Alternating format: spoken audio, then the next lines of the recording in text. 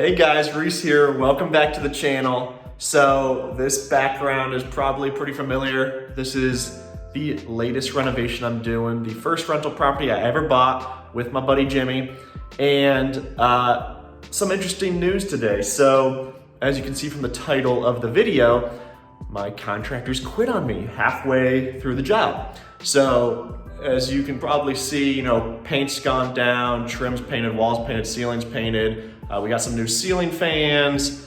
I'll kind of walk you guys through the property and show you what's been going on. However, in today's video, nothing scripted by the way, so it's kind of just off the cuff here. I wanted to talk about some of the inevitabilities of working in real estate, specifically value-add real estate, flips, just construction renovations in general.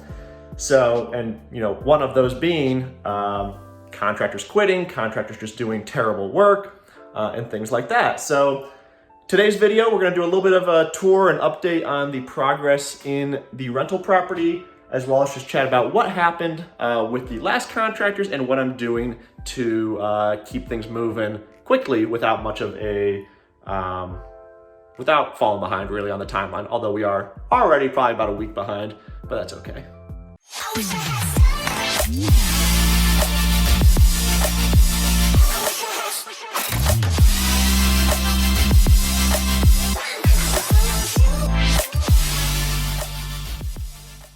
So for those of you that have seen one of my previous videos, kind of talk about what we're gonna do here, you can probably realize we painted the cabinets. They still need another coat of paint. Filming myself backward is kind of difficult.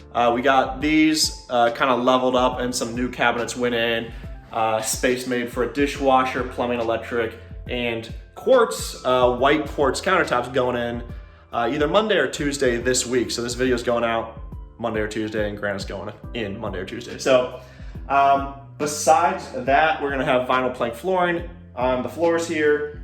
We got the appliances in. These are all used appliances, but I mean, they look phenomenal for, stainless steel appliances, used appliances, and they only cost, probably $1,000 for all of them. So very cool there.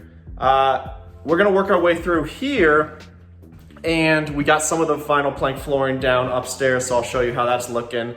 But the bathroom here, looking pretty good as well. So bathroom is pretty much done. Nice little light there. Except we gotta put the vinyl plank flooring down, and I've just left the toilet there for now so that we have a bathroom, but we'll have to take it up when we do the flooring. These are the steps that have been stained and polyed. So they look really good. They aren't gonna match the flooring at all because I couldn't find a color that looked good that was stained. That was a stain, but it's gonna look really good though still. So we'll work our way up to the top, just show you what's been happening, and then we'll talk about the contractors. So those stain steps are gonna go here. We're gonna remove these and put the stain steps, paint these white, and just definitely cut myself on a nail. And this is the flooring that the old contractor started to do, then threw in the towel. So it's dirty, but it's a nice brown, high quality flooring with a nice bevel. So looks very, very good. Paint in, trim painted. And then we're pretty much at this point here, everywhere else where flooring needs to go down. Not quite finished. Let me turn the light on here. Bathroom is pretty much a shamble right now. This is the third bedroom, so flooring in here and then a few miscellaneous things. Bathroom, not much has happened. They got all the tiles off the wall. So if you guys remember there were tile on the walls. They got that removed. Still a lot of mudding to do. And then over here, it's opened up because we'll cover this up and we got to change out the manifold here. Besides that, pretty much getting there.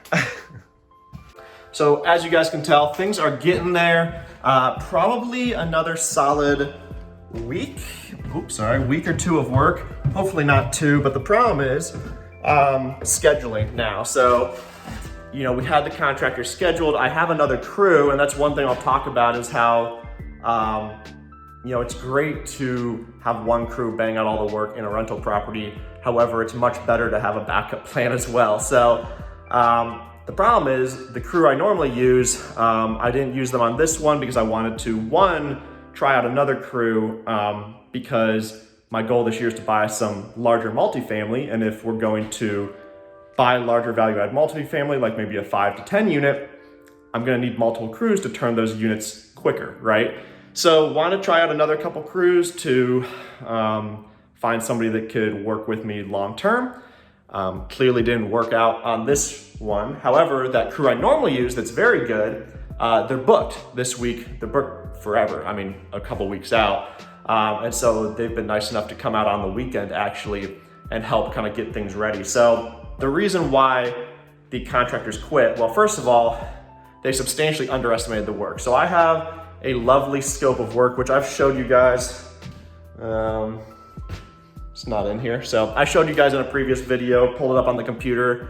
Nice scope of work that the contractors quoted me off of, but they just substantially underestimated how much time it would take. So they said 3 weeks.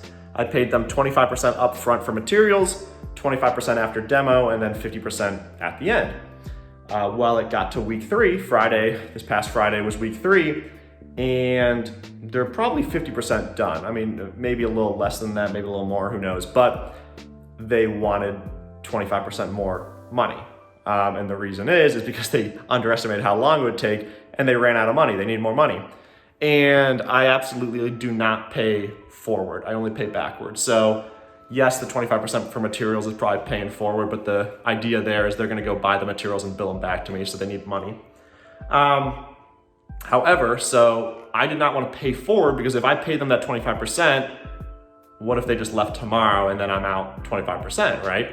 They quit on me about 50% of the way through and I've only paid them 50% of the money. So it's kind of not a big deal.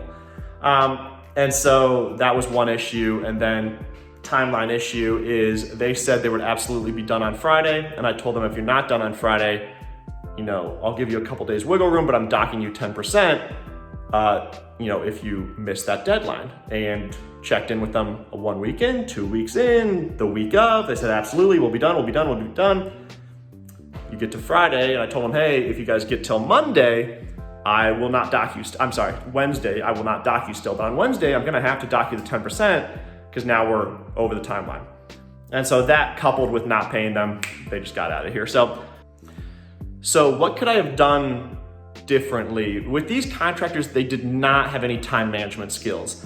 And that's kind of okay, kind of not okay. So the problem is I should have been on them much more about timeline. So they were working half days. They were doing great work when they were here, but they tried to couple too many projects together. And so they were here half days, they were skipping days.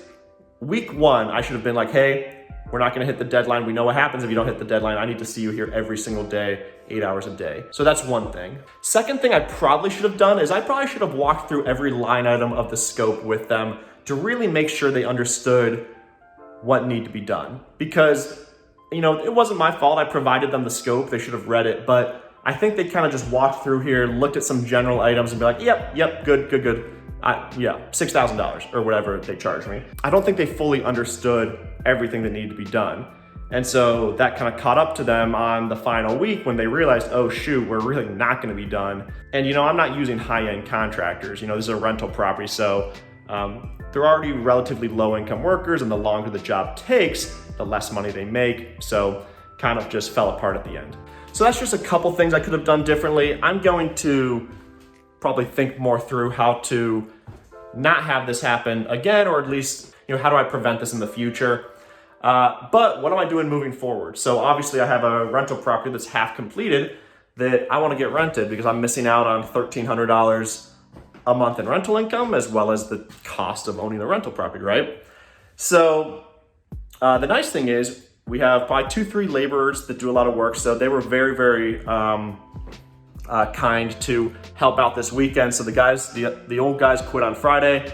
My normal crew, who's booked for the next 2-3 weeks, came out on Saturday and Sunday. Today's Sunday. This video is going up tomorrow. So that was very, very nice of them to get in here and kind of just get to a point where I could get some other crews in here. So for example, my normal flooring people, they were open on Monday. So they're actually gonna come out and start tomorrow, which is very cool. We got lucky with that because normally they're about 2 weeks out.